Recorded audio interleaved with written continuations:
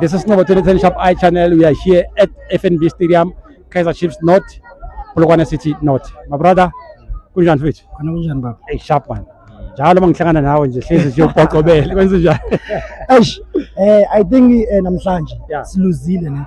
But for me, bengamelanga ukuthi siluzile. The drawing.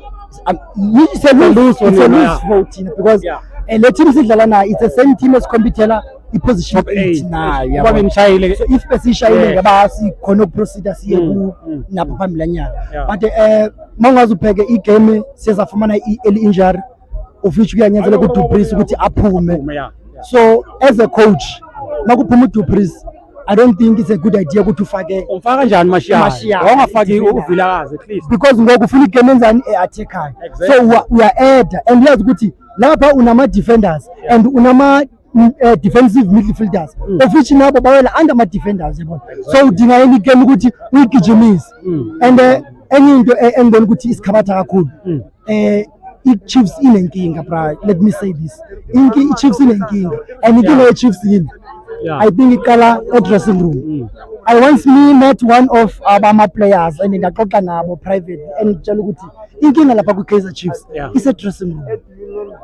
So inkinga ye Kaizer Chiefs lapha and it's i-Chiefs if ungazubheka kahle kukhona i-racism yakhona lapha. I-racism yakhona ukuthi lapha kunabantu aba-treatwa special more than abanye abantu. Just imagine if you are sebenza soyi-2 and isenza umsebenzi oyi-1, maybe wena you need me ukuthi wenza umsebenzi wakho and then mina ngizotreatwa special than wena, so expect ukuthi ngithi ngikudeliver. So ingako nje kunje.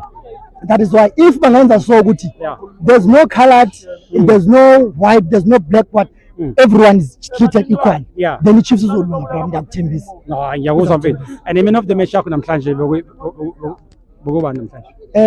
Man of the match namhlanje igame yakhona nje ngingafana ngiphe nje ukuthi uBryce Vuma for ama-save because lapha egamini akunamuntu odlaleyo. No, ngiyabonga kakhulu mfethu i-message yakho ukuthi iThomini Nkhune nje ngoba kade celebrate namhlanje.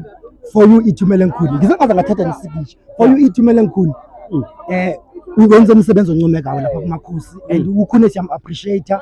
I so wish ukuthi i-experience anayo angayidlulisela lapho kwabo Bryce Vuma khona ukuthi nabo baqhubeleke lapho astophe khona.